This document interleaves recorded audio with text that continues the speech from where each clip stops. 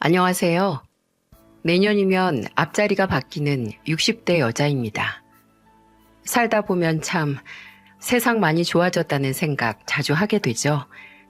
세상이 변한 만큼 기술도 좋아져서 예전에는 사람이 커다란 금속 덩어리를 타고 하늘을 나는 것도 그렇게 신기했는데 이제는 그것 타고 하늘 날아본 사람이 없을 정도로 아무것도 아니게 됐으니까요.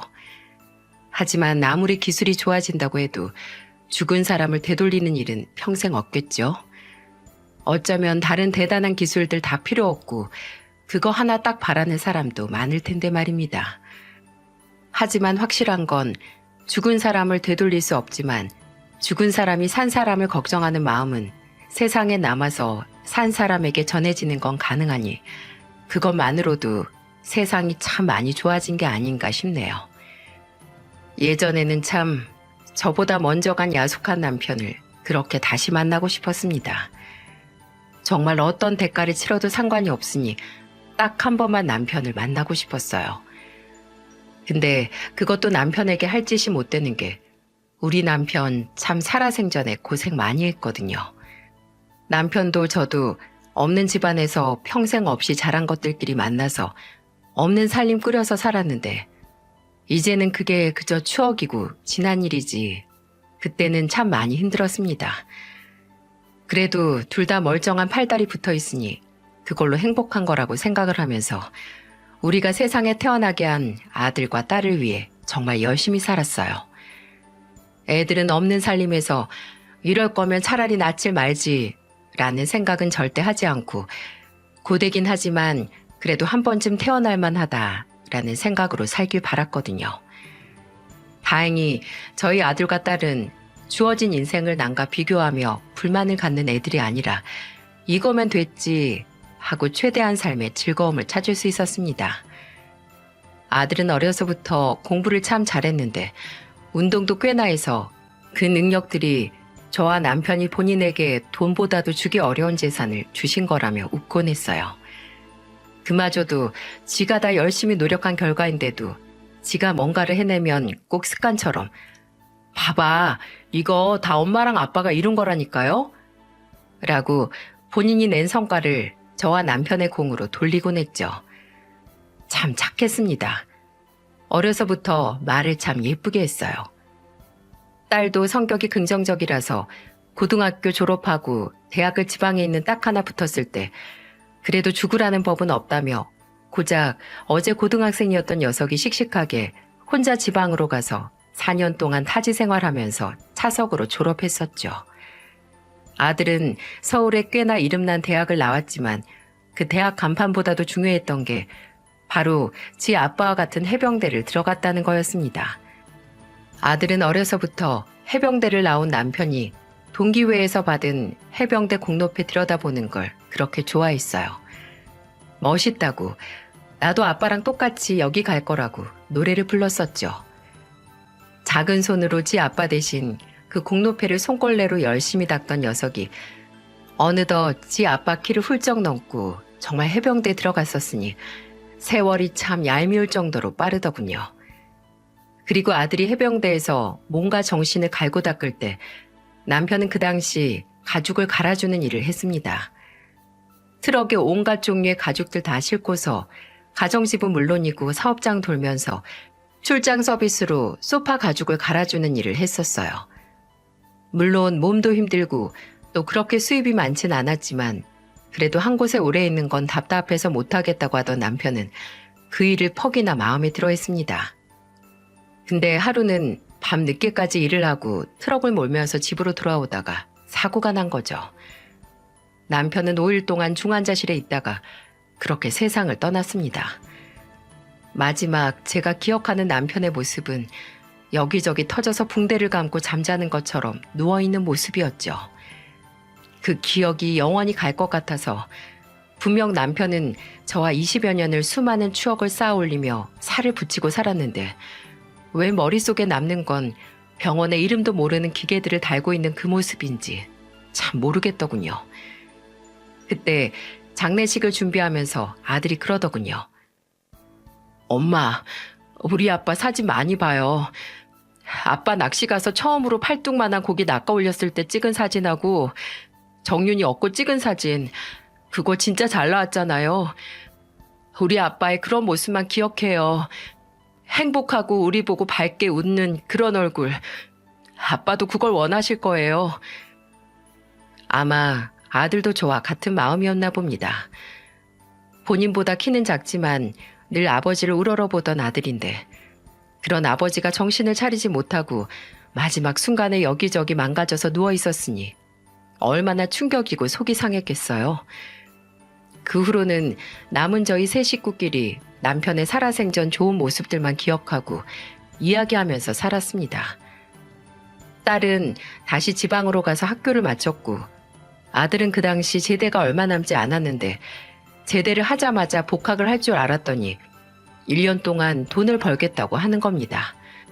제가 행여 혼자 있는 저 때문인가 싶어서 그럴 필요 없다고 하니까 말로는 남은 학기 등록금을 벌어서 편하게 학교를 다니고 싶다고 하더라고요. 근데 아들은 복학을 해서도 계속 아르바이트를 했습니다. 그 전에 1년 동안 번 돈은 알게 모르게 지가 집안 생활비로 썼거든요.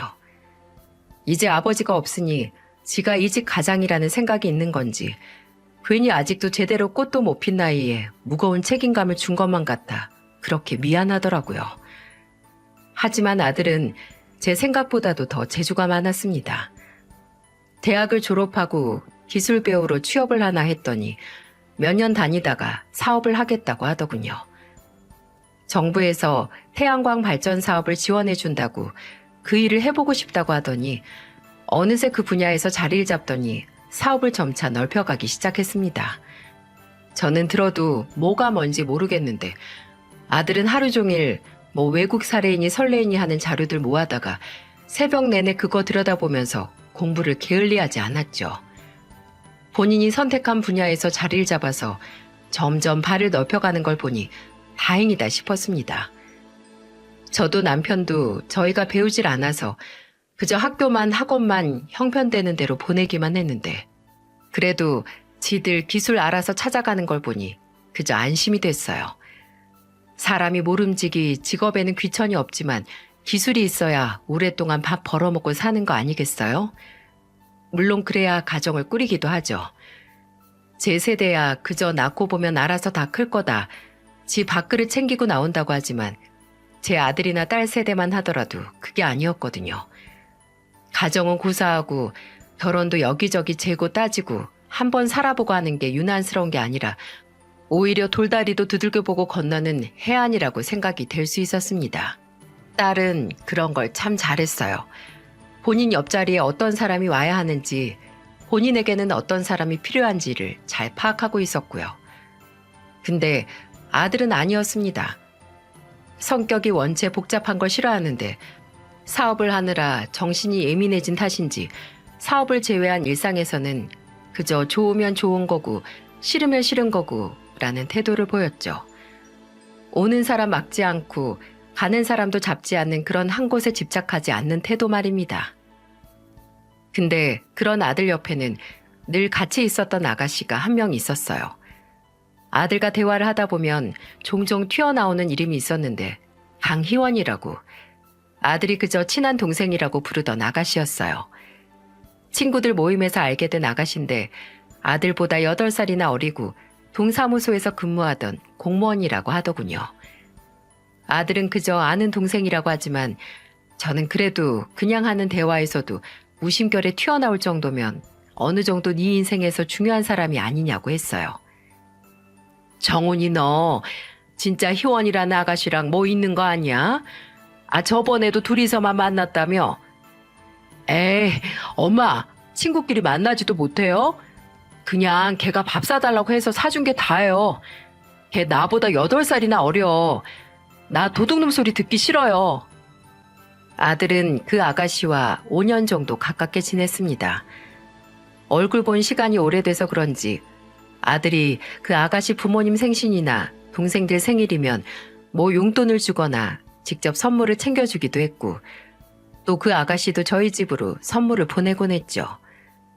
한 번은 제 생일 전에 집으로 택배가 와서 봤더니 아이스팩 몇 개와 커다란 플라스틱 통이 있었는데 안에는 아직 조리되기 직전에 아귀찜이 있더라고요. 그 옆에는 또 작은 통이 있었는데 거긴 빨간 양념 소스가 있었고요. 이게 뭐지? 누가 보냈지 했는데 아들이 그 택배를 보고 그러더라고요. 아, 엄마, 이거 효연이네 부모님께서 보내신 거예요. 내가 효연이한테 곧 있으면 엄마 생신이라고 했더니 그럼 부모님께 부탁드려서 식당에서 음식 좀 보낸다고 했는데 진짜 말씀드렸나 보네. 효연이 고향이 포항인데 부모님이 거기서 아구찜 식당 하시거든요. 여기 진짜 맛있어서 사람들이 줄 서서 먹어요. 아들은 종종 그 아가씨 부모님들께 명절이나 생신에 작은 선물을 보냈었다고 아마 그 답낼 것 같다고 하더군요. 그때 제가 보기엔 아무래도 이렇게 가족처럼 지내다가 정말 가족이 될 것 같은데 라고 생각을 했는데 참 아니나 다를까 아들이 그 아는 동생이라던 아가씨와 진짜 정분이 나고 말았습니다.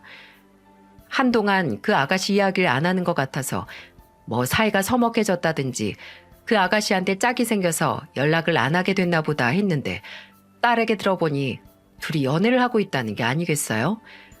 아들은 제게 말하기 민망해서 안 했다는데 저는 어차피 그리 될 것 같아서 새삼스럽지도 않았네요. 허이구 도둑놈 되기 싫다더니만 도둑놈 된 소감이 어떻드냐? 안 그래도 희원이 부모님 보기 힘들어요. 제가 진짜 희원이하고는 친구라고 내 동생 같은 애니까 잘 챙겨주겠다고 걱정 마시라고 했는데 홀랑채 갔으니 얼마나 어처구니가 없으셨겠어요. 아들의 걱정과는 다르게 다행히 사돈과 안사돈은 아들을 사윗감으로 이미 점 찍어둔 상태였고 상견례 날 말씀해 주시더라고요. 우리는 대체 둘이 언제 만나나 기다리고 있었다니까요.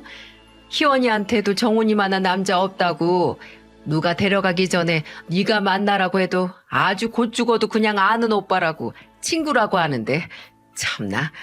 아 어차피 이렇게 될 거 시간 낭비하지 말고 진작 만나지. 다른 집 사위 되기 전에 우리 집 사위 돼서 다행이라고. 사부인께서도 우리 딸 많이 예뻐해 주셨으면 좋겠다고 하는 안사돈의 말에 그저 고마운 마음이 들었습니다. 그렇게 제 아들을 가족으로서 무한히 환영해 주니 기분이 좋지 않은 부모가 어디 있겠어요? 그리고 안사돈의 말처럼 며느리는 안 예뻐할 수가 없는 성격이기도 했고요. 며느리는 원체 성격이 싹싹하고 밝았습니다.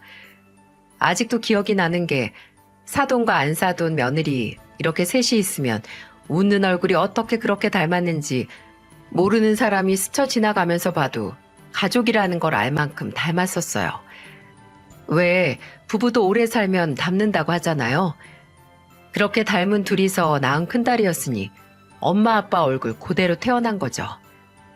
그리고 얼굴만큼 그 시원시원한 성격도 닮았었는데 이래서 사람이 자란 환경이 중요한가 보다라는 걸 알 수 있었습니다. 사돈과 안사돈이 웃음이 많으니 며느리도 시종일관 웃는 얼굴을 하고 있어서 보는 사람도 다 기분 좋게 만드는 힘을 가지고 있었어요. 아들과 며느리는 아무래도 연인으로 만난 시간보다 아는 오빠 동생으로 지낸 시간이 많아서 그런지 결혼하고 나서도 뭔가 더 편하고 친구처럼 지내더라고요.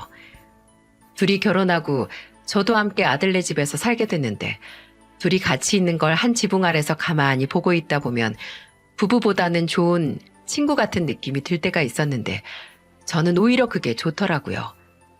더 편해 보이고 더 가족 같아 보여서 어쩌면 결혼이라는 게 저렇게 서로에게 잘 보이려는 마음보다는 스스럼 없이 편한 사람과 하는 게 낫겠다 싶더군요. 처음에 아들이 제게 합가를 해서 결혼해서도 저와 함께 산다고 했을 때 반대를 했습니다. 물론 남편이 세상을 떠나고 나서는 제게는 늘 아들이 있고 딸이 있어서 혼자 살아보진 않았지만 그래도 아들이 지 가정 꾸려서 나가 산다고 하는데 무슨 문제가 있겠어요? 저도 나이 먹어서 한 번이라도 혼자 살아보기도 해야죠. 근데 아들은 단호하게 안 된다고 하는 게 아니겠어요? 물론 그 당시 제가 허리하고 무릎이 안 좋아서 걸으면 바로 통증 때문에 오래 걷질 못하긴 했지만 그렇다고 해도 집안에서 움직이는 건 문제가 없었어요. 하지만 아들과 며느리는 어차피 집에 방도 남는데 뭐하러 집 2개를 오고 가냐고. 그게 낭비라고 하더군요. 그래서 저도 얌체같이 못 이기는 척 아들내외와 함께 살게 됐습니다. 제가 같이 살면서 며느리에게 도움도 참 많이 받고 또 며느리의 수다와 애교에 심심할 틈 없이 살긴 했죠.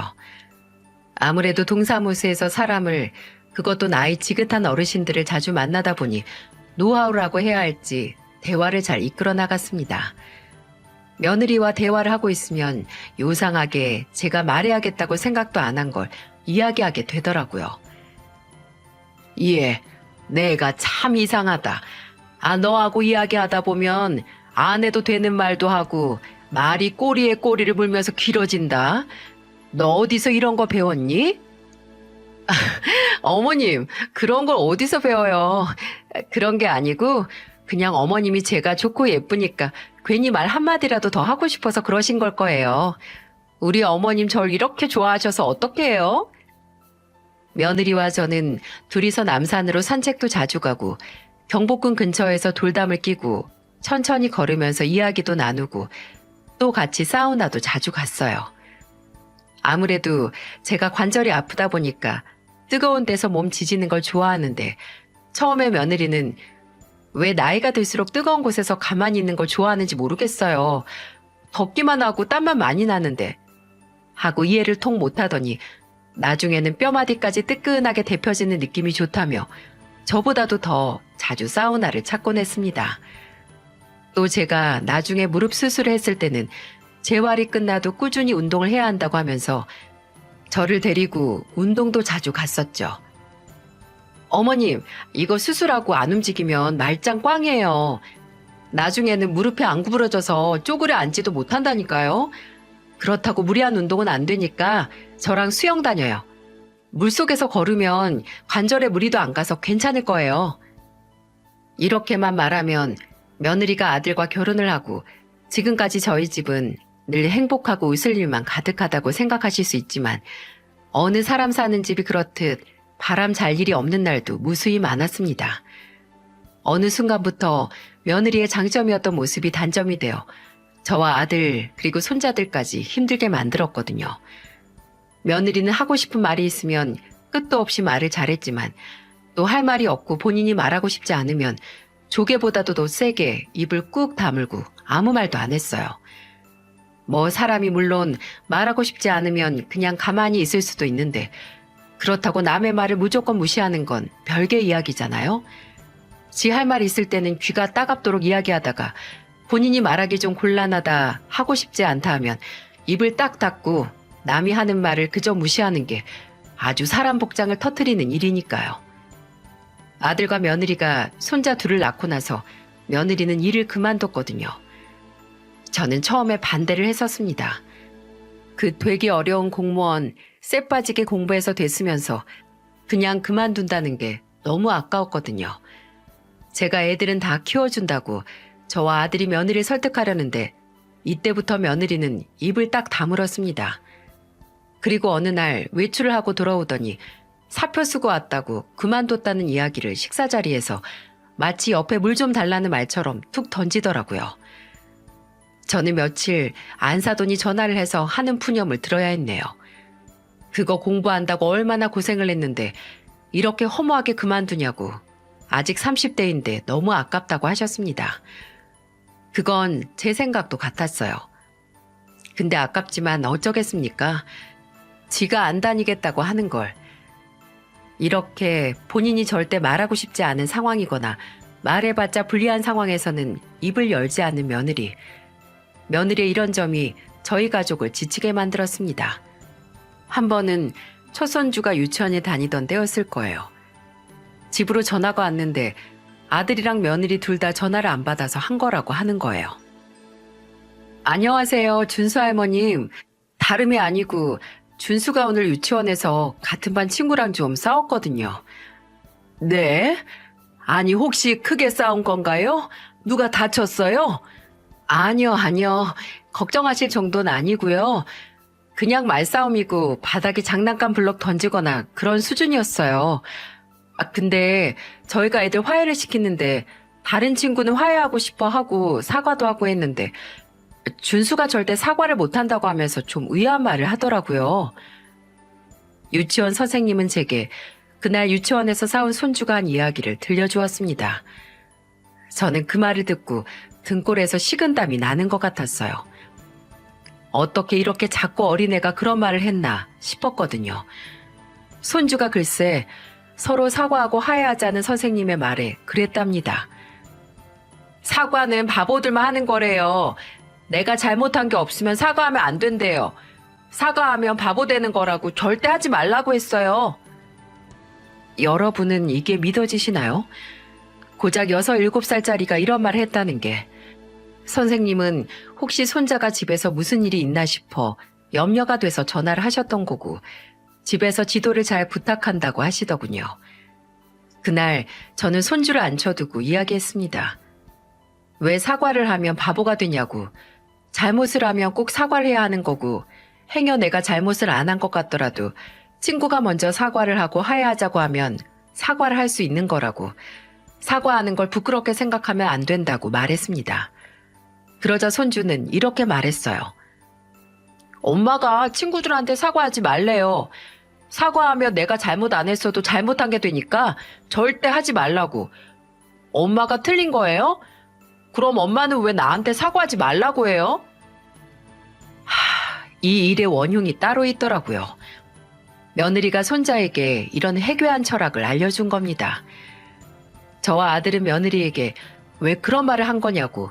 손자가 유치원에서 사과도 안 하는 독불장군으로 소문이 나 친구가 없어지면 좋겠냐고 하자 또 며느리는 입을 꾹 다물고 아무 말을 안 했습니다. 제발 대화를 좀 하자. 무슨 이유로 그런 말을 했냐 설득도 하고 앞으로 계속 이리 살 거냐고 마음대로 하라고 성질을 내봐도 참 고집 한번 대단했습니다. 며느리가 할 말이 없고 불리할 때마다 그렇게 고집스럽게 입을 꾹 다물면 입안에 거미줄이 안 생기는 게 신기할 따름이었죠. 나중에 아들에게 들어보니 생각해보니 정말 연애하던 때도 아내에게 미안하다라는 사과를 받아본 적이 없는 것 같다고 하더군요. 입은 안 열어도 될 때는 쉼없이 열더니 정작 입을 열어야 할 때는 열지 않는 그런 성격보다 사람 피 말리고 속 터지게 하는 게 없다는 걸 며느리와 근 10년을 살면서 깨닫게 됐습니다. 이외에도 며느리는 본인이 가는 술자리에 손자들을 데려갔다가 아들하고 자주 싸우기도 했어요. 아들은 그런 걸 아주 기겁하고 싫어했거든요. 말이 치킨집이지 어른들이 와서 술 먹고 담배 피우고 소리 지르고 욕하고 다 하는 그런 호프집에 손자들을 데려가서 본인은 친구들하고 술 먹고 애들은 옆에서 치킨이랑 콜라 시켜서 먹이는 걸 말입니다. 교육상 안 좋고 저번에는 손자가 거기서 맡은 담배 연기 때문에 머리가 아프다고 했다고 데려가지 말라고 해도 몇 번 더 데려갔어서 진짜 대판 싸운 적이 있었어요. 물론 며느리는 몇 마디 하다가 또 입을 꾹 다물고 침묵 시위를 했고요. 아들은 그런 며느리에게 종종 이렇게 말하곤 했습니다. 당신이 그렇게 아무 말도 안 하면 이게 없는 일이라도 돼? 나나 엄마가 당신이 아무 말도 안 하니까 그냥 잊고 넘어가는 것 같아? 잊지도 않고 할 말은 많은데 그냥 참는 거야. 당신이 그렇게 입 꾹 다물고 모른 척하고 있는 동안 가족들 속이 썩어난다고. 하지만 계속 참던 저와 아들도 이건 정말 아니다. 이러다 큰일 나겠다 했던 사건이 있었습니다. 그리고 이 일이 아들과 며느리가 10년의 결혼 생활에 마침표를 찍게 된 큰 계기가 됐었고요. 저는 살면서 아들이 그렇게 화를 내는 모습은 처음 봤습니다.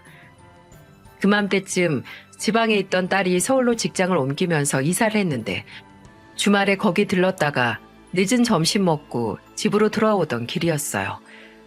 왜 아파트 같은 경우에는 높다란 건물이 사방팔방 있어서 조금만 소리를 쳐도 울리는 거 아시죠? 그래서 층이 낮은 집일수록 고래고래 소리를 지르면서 싸우면 밖에서도 소리가 울려서 잘 들리는데 그 당시 저희 집이 2층이었거든요. 집에 가면서 공동 현관 앞에 서서 비밀번호를 누르고 들어가려고 하는데 어디서 제정신이야? 라는 우렁찬 목소리가 들리는 거예요. 아이고 누가 싸우나 보다 하고 생각을 했는데 참나 그게 저희 집에서 나는 소리라고는 상상도 못했죠. 물론 아들과 며느리가 종종 다투긴 했지만 아들도 언성을 높이지 않았고 며느리야 아예 말을 하지 않았으니까요. 그리고 집 현관문을 여는 순간 들리는 소리에 아까 그게 내 아들 목소리였다는 걸 알게 됐죠. 대체 무슨 생각으로 그런 거야? 왜 말을 안 했어?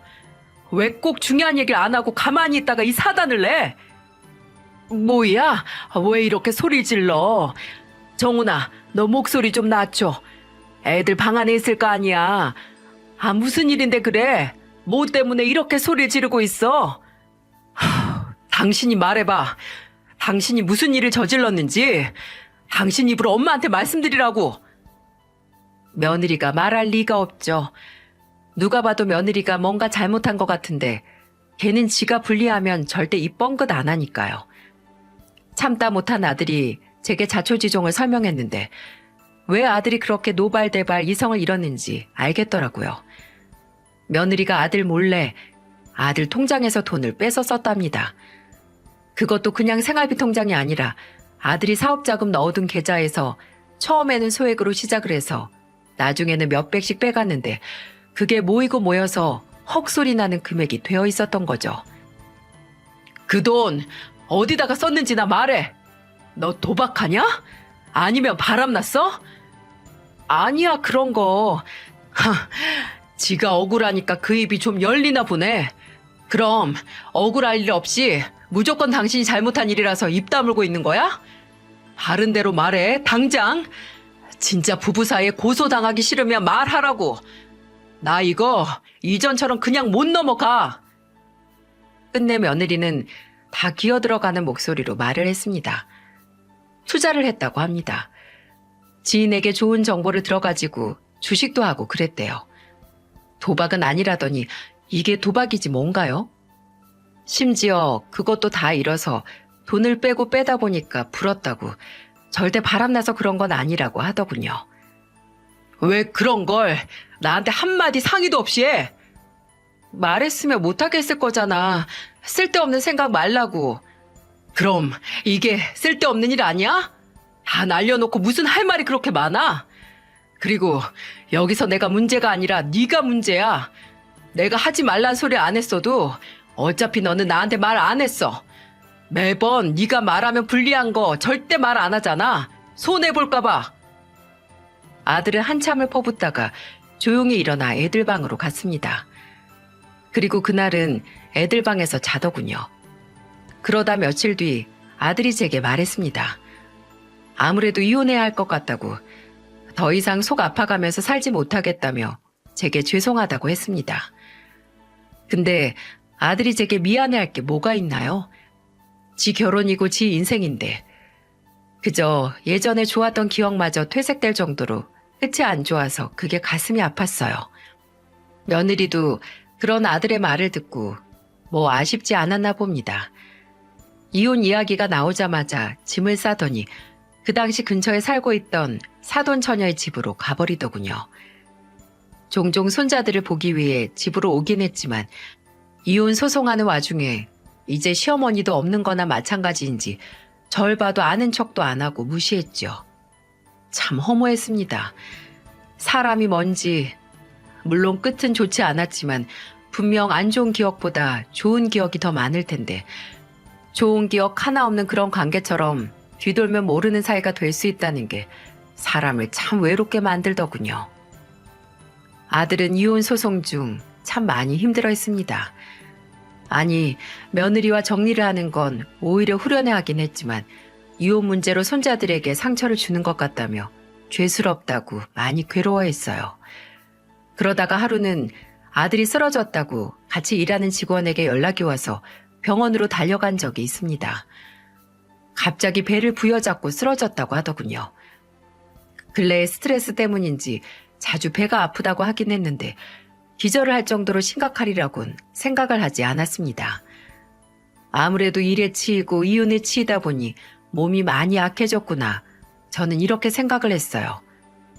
하지만 그건 단순히 일과 이혼 문제로 오는 스트레스 때문이 아니었습니다.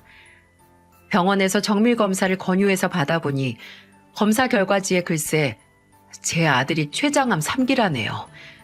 그것도 암이 혈관이 붙어 있어서 수술도 못하고 가능한 건 초음파 항암 검사라고 합니다. 하늘이 노랗게 뜨더군요. 하고 많은 병들 중에 왜 하필 췌장암인가? 생존율은 낮은데 재발률은 높은 그 악독한 병에 왜 내 아들이 걸려야 하는가? 하늘을 원망하고 행여 내가 전생에 무슨 업을 쌓아서 남편에 이어 아들까지 날 떠날 준비를 하는 건 아닌가 했어요. 아들은 병원에 입원해서 항암 치료를 받으며 버텼습니다. 저도 딸도 번갈아 가면서 아들을 보고 왔고, 저는 손자들을 돌보면서 나쁜 생각을 하지 않고 정신을 꽉 붙들고 있으려고 노력했어요. 정말 조금만 방심하면 모든 걸 다 놔버리고 싶었거든요.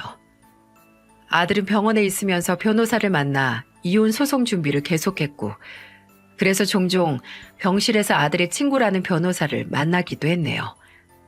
근데 그렇게 아들이 10일 동안 먹지도 못하고 나중에는 진통제도 안 듣는 고통을 감수하면서 소송 절차를 받고 있을 때쯤 며느리가 이상한 행동을 하더라고요. 아니, 따지고 보면 이상하진 않았습니다. 오히려 인간적인 행동이었는데 그 당시에 며느리가 했기에 의아할 수밖에 없었죠. 애들 보러 집에 온 며느리는 매번 저는 없는 사람처럼 무시를 하더니 갑자기 제게 말을 걸어오기 시작하는 게 아니겠어요? 저 어머님, 그 사람 어때요? 치료 잘 받고 있어요? 그게 궁금하긴 하니? 걱정 마라. 네 걱정까지 안 보태줘도 되니까. 그런 말이 어딨어요. 아무리 지금은 이렇게 떨어져 있지만 저도 그 사람이랑 애 둘 낳고 10년을 살았어요. 걱정이 될 수밖에 없죠. 그래도 허투루 시간을 보낸 건 아니구나, 그렇게 생각을 했죠. 실제로 그 후로 딸이 아들 병실에 있었을 때 며느리가 찾아오고 그랬거든요. 몸조리 잘하라고 하면서 말도 하고 가고요. 그리고 원래 사돈 처녀 집에 얹혀 살던 애가 어느 순간 다시 저희 집에 들어와서 살면서 애들을 돌보는 게 아니겠어요? 저는 처음에 얘가 아들이 아프다는 말을 들으니까 마음이 약해져서 이혼 생각이 없어진 건가 했습니다. 아들에게 들어보기로도 며느리가 소송을 괜히 질질 끌기 시작했다고 했고요. 하지만 아들은 무슨 일이 있어도 이혼을 해야겠다고 했습니다. 제가 너 항암 치료 받는 기간 동안이라도 유예할 수 없냐고 하니까 지금 안 하면 나중에도 못 한다고 했어요. 어쩌면 이미 결과가 어떻게 될지 아들은 다 알고 있었는지도 모릅니다. 며느리는 아들이 좀처럼 받아들이질 않으니 제게로 와서 말하곤 했어요. 어머님, 저 이혼 모르고 싶은데 어떻게 안 될까요? 남편이 저렇게 힘들어하는 거 보니까 저도 너무 힘들어요. 너무 후회돼요, 어머님. 남편한테 잘 좀 말해주세요. 그 사람만 허락하면 제가 병실에서 먹고 자면서 다 간병한다고. 이때는 이 말이 진심일 수도 있다는 생각을 얼핏 하긴 했지만 그래도 아들은 완강했기에 저는 이미 지난 일이라고 되돌릴 수 없다는 말만 했습니다. 제 생각은 중요하지 않고 그저 아들 생각이 우선이고 아들이 편했으면 했으니까요. 아들은 항암 치료를 10차, 15차, 20차까지 받으면서도 저만 보면 이렇게 말했습니다. 엄마, 걱정 마세요. 나 치료도 잘 받을 거고 나도 엄마도 우리 준수랑 준우도 다 괜찮을 거야. 걱정 마요. 안 괜찮아도 내가 괜찮게 만들 거니까. 알았죠? 지 걱정이나 할 것이지 물 한 모금 삼키지도 못하면서 왜 애미하고 자식 걱정을 하는 건지. 늘 그렇듯 자신만만한 목소리로 말했지만 아들의 몸무게는 점점 줄어갔고 병원에서 운동을 조금씩 해도 근육이 빠져서 왜소해졌습니다. 나중에 본인도 거울을 보고 놀라 우는 모습을 보고 저도 아들을 부여안고 울었어요. 애들 보기 무섭다고, 애들이 나를 무서워할 것 같다고 손자들도 보지 않으려고 했는데 다행히 나중에는 본인 모습에 익숙해져서 손자들이 병원으로 오면 2시간이고 3시간이고 새 부자가 꼭 달라붙어서 쉴 새 없이 이야기를 하고 아들은 손자가 해달라고 가져온 모형 조립을 항암 부작용으로 부은 손으로 움직여서 만들어줬었어요. 항암 치료를 받고 5달의 시간이 흘렀을 때쯤 아들은 자다가 쇼크가 한 번 오고 나서 정신을 차리지 못하고 그대로 아버지가 있는 하늘나라로 가버렸습니다. 차마 작별 인사도 못하고 떠난 것까지 어찌 그렇게 아버지를 닮은 건지. 저는 남편을 한 번 부르고 아들의 이름을 한 번 부르며 병원 침대 위에서 눈을 감은 아들을 부여안고 엉엉 울었습니다. 정훈 아빠, 우리 정훈이 좀 살려줘요. 제발, 우리 정훈이 좀 데려가지 말아요. 제발, 우리 정훈이 좀 살려줘. 정훈아, 눈 좀 떠봐라. 정훈아. 아들의 장례식은 아들이 원하던 대로 작게 치러졌습니다. 아들은 동생인 딸에게 이미 말을 했었더라고요. 만에 하나 정말 자신이 다음날 눈을 못 뜬다면 장례식은 최대한 작게 해달라고.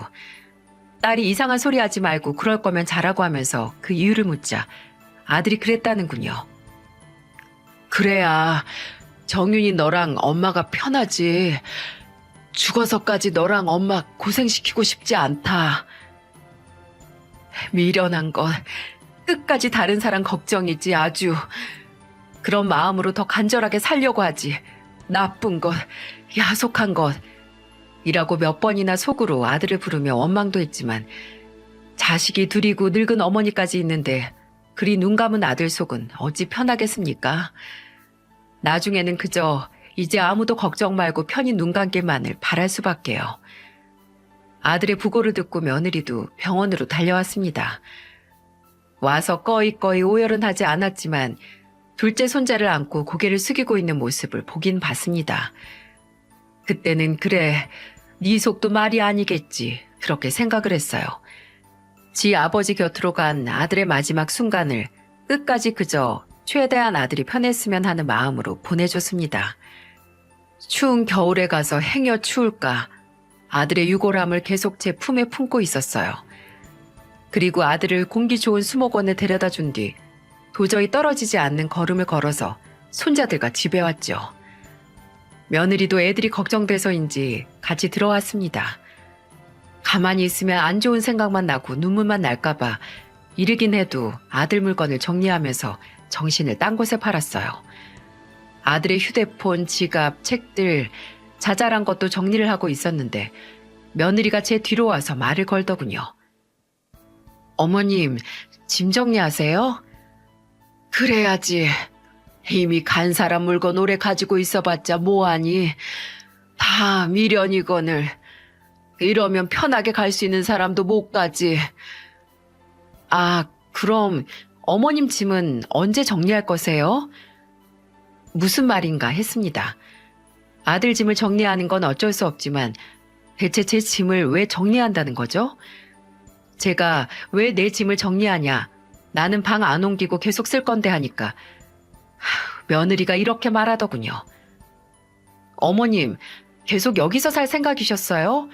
그건 안 되죠. 이제 애들 아빠도 없어서 남이나 마찬가지인데. 예, 너 말은 똑바로 해라. 여기서 나가야 할 사람이 있으면 그건 내가 아니고 너지.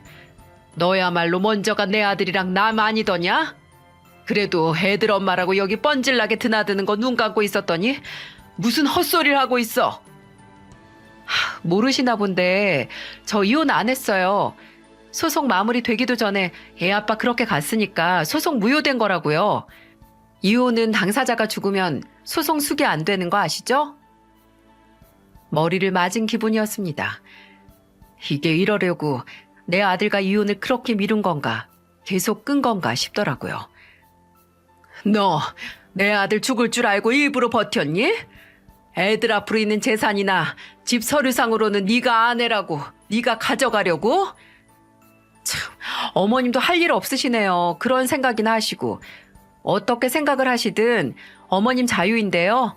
어쨌든 이 집에서 하루빨리 나가주세요. 제 가족 아닌 사람하고 같이 사는 거 되게 불편하거든요. 매번 입을 열지 않아서 가족을 힘들게 했던 며느리가 술술술 말을 하는 걸 보면서 소름이 끼쳤습니다. 저 말을 하려고 연습이라도 한 건가, 다 준비됐던 건가 싶어서 무섭기까지 하더군요. 저는 억울하고 분해서 몸이 부들부들 떨려오기까지 하는데 더 이상 며느리의 얼굴을 보고 있는 것도 곤욕이었어요.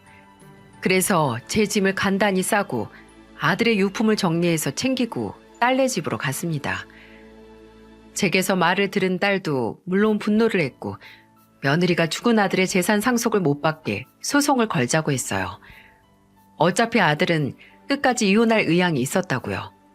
그걸 확신할 수 있는 건 바로 남은 아들의 휴대폰에 남은 증거였는데요. 나중에 딸이 아들 휴대폰을 확인하다가 아들이 몇 달 전부터 며느리와 나눈 대화를 모두 녹음을 하고 문자도 저장을 해놨다는 걸 발견했거든요. 녹음된 걸 몇 개 들어봤는데 그저 아들이 불쌍하기만 했습니다. 분해서 어찌 눈을 감을 수 있을지 걱정까지 됐어요. 아들이 아프기 전 며느리는 아들과의 대화에서 이혼을 할 때 하더라도 나는 애들은 안 데려간다. 네가 키우라는 식으로 나왔습니다. 심지어 애들이 아들을 닮아서 보고 싶지도 않다는 막말까지 하더군요. 그 녹음된 걸 들으면서 많이 울었습니다. 죽은 후 아들이 며느리에게 이용당한 것만 같아서 이제는 그런 감정을 가질 수 없는 아들을 대신해서 제가 울었네요. 하지만 사람은 죽어도 마음은 사라지지 않더라고요. 정말 저와 제 딸이 며느리가 서류상 배우자로서 아들 재산을 상속받지 못하도록 하기 위해 변호사를 찾아보고 있을 때 제게 그 사람이 찾아오게 됐습니다. 처음에 제게 연락을 해온 건 아들의 보험 담당자였어요. 보험 담당자는 아들이 종신보험을 가입했었는데 그 보험 상속인을 저로 지정해놨다고 하더라고요. 그때 서명하고 도장 찍으셨잖아요. 그거예요. 처음 그 소리를 들었을 때는 기억이 나지 않았지만 가만 생각해보니 정말 아들이 예전에 제게 보험 든다고 하면서 제 서명도 필요하다고 서명을 부탁한 적이 있었거든요. 몇몇 분은 제가 위험한 게 뭔지 잘 알아보지도 않고 아들이 하라는 대로 서명하고 도장까지 찍었다고 하실지 모르겠지만 저야 자식들 말이면 뭐든 믿고 보는 사람이니 그랬던 거였죠. 아들이 마지막에 행여 제가 힘들까 걱정이 돼서 남긴 보험금은 다시금 저를 울적하게 했습니다. 끝까지 아들의 도움을 받는 것 같아서 미안했어요. 근데 놀라운 건 거기서 끝이 아니었다는 겁니다. 아들의 보험 담당자가 연락이 오고 나서 얼마 지나지 않아서 아들의 친구라던 변호사에게서 연락이 왔습니다. 할 말이 있다고 지금 집에 계시냐고 하더라고요. 제가 아니라고 지금 딸네 집에 있다고 하니까 그 집 정훈이 명의 아니냐며 왜 나와 계시냐, 일단 그럼 거기로 가겠다고 주소를 보내달라고 하더라고요. 혹시 아들이 가기 전 정리한 사업에 무슨 문제가 생겨서 그러나 했는데 아들의 변호사는 제게 마지막 아들이 제게 남기고 간 마음을 전해주었습니다. 어머님, 정훈이가 눈 감기 2주 전에 저를 불러서 그랬거든요. 유언장 작성하고 또 유산 문제도 정리하고 싶다고요. 혹시 모른다는 마음으로 썼나 봐요. 정훈이 잘 아시잖아요. 준비성 하나는 철저한 거. 일찍 말씀드리려고 했는데 어머님께도 좀 마음 추스르고 하실 시간이 필요한 것 같아 지금 왔어요. 그리고 아들의 변호사가 말하길 아들 명의로 남아있는 집과 더불어서 남은 재산은 전부 8대2로 나눠서 제가 8, 며느리가 2 이렇게 남기겠다고 했다는 거예요. 유언장과 더불어 변호사인 친구에게 공증을 받아서 법적 효력이 있는 거라고 며느리가 아들 재산에 손 못 대게 할 수 있다고 했었죠. 솔직히 재수씨, 아니 재수씨라고 부르기도 뭐하죠. 정훈이는 그렇게 끝까지 정리하고 싶어 했는데 정훈이가 그 여자한테 재산 나눠주는 것도 아까웠긴 했는데 그래도 이거 안 주면 나중에 그 여자가 어머님이나 동생 괴롭힐 수 있다고 이거라도 줘서 입 막을 수 있으면 됐다고 하더라고요. 어차피 생전에 이혼을 했어도 재산 분할을 했어야 하니까 그거 준 셈 치면 된다고 했어요. 그리고 그 여자가 준수랑 준우 안 키우겠다고 했던 거 혹시 알고 계세요? 저는 소송 준비하면서 정훈이가 남긴 증거들 보면서 알았는데 정훈이는 그 여자가 아마 본인이 죽고 나서도 애들 돌보지 않을 것 같다고 하더라고요.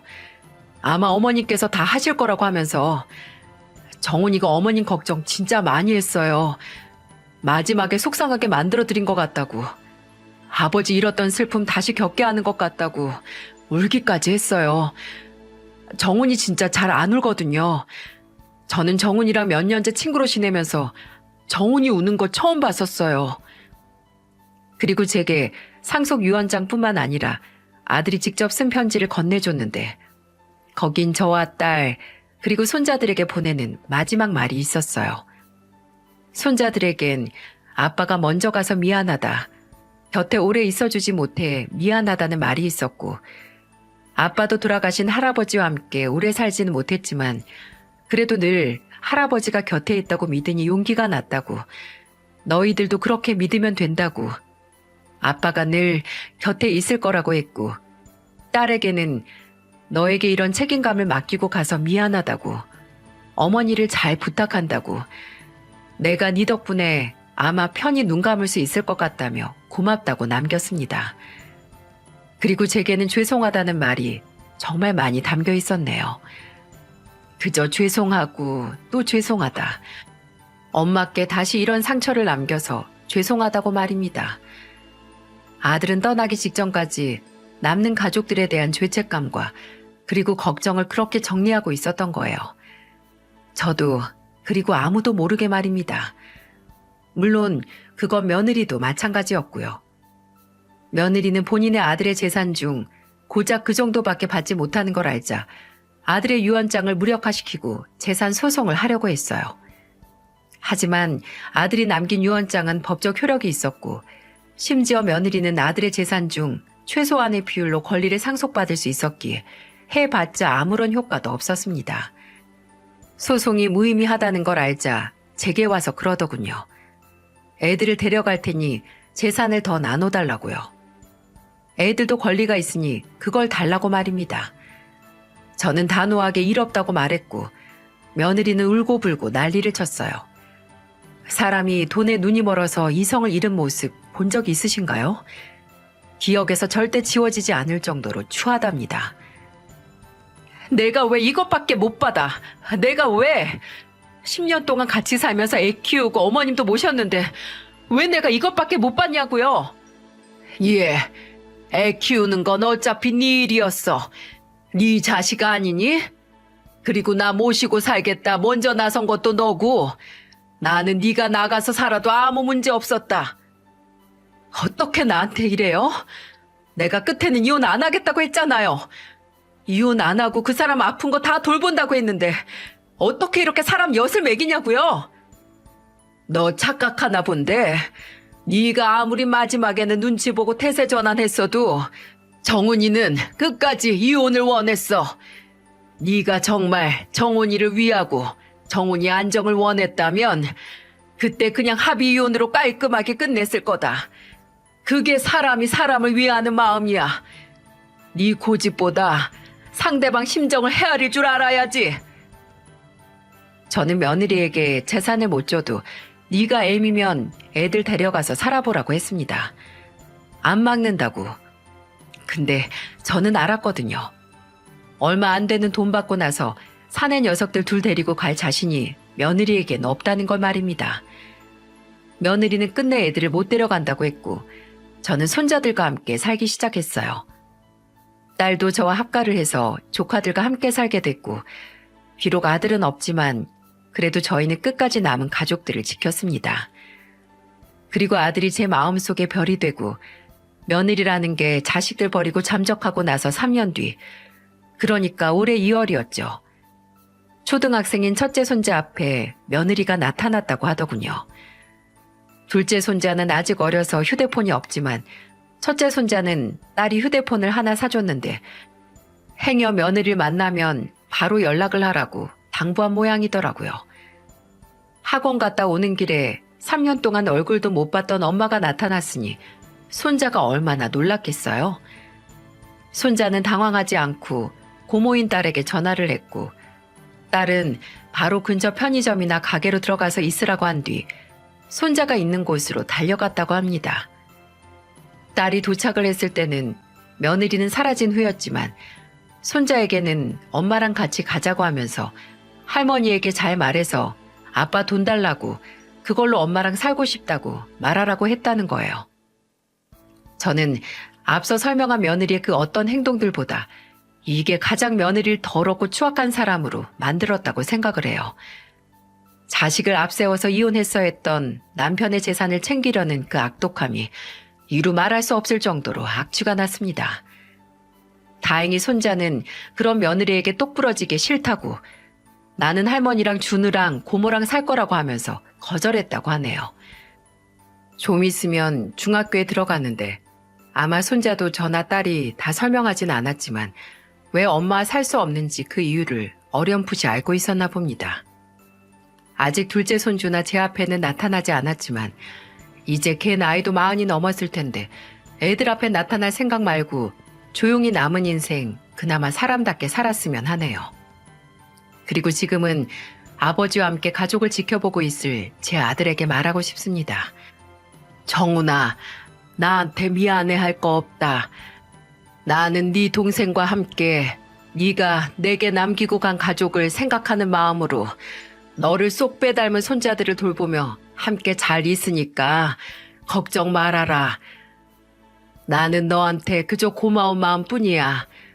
사랑하고 먼 훗날 다시 만나는 그날까지 거기선 아픈 곳 없이 건강하길 바란다. 글로 정리를 하고 나니 이상하게 개운한 마음이 듭니다. 부디 제 사연이 제가 늘 애정하는 성우님의 목소리로 널리 퍼져서 아들에게 닿길 바랍니다. 마지막으로 여러분, 소중한 사람에게 마음을 표현하는 걸 겁내지 마세요. 특히 사과를 하는 건 지는 게 아니고 소중한 사람과의 시간을 지키는 방법이랍니다. 그리고 사랑한다고 소리 높여 말하는 것도 살아가는 원동력이 될 수 있으니 가급적 오늘은 가족에게 친구에게 사랑한다고 그리고 실수를 했으면 미안하다고 하시길 바랍니다. 여러분 모두 사랑하고 또 건강하시길 바랍니다.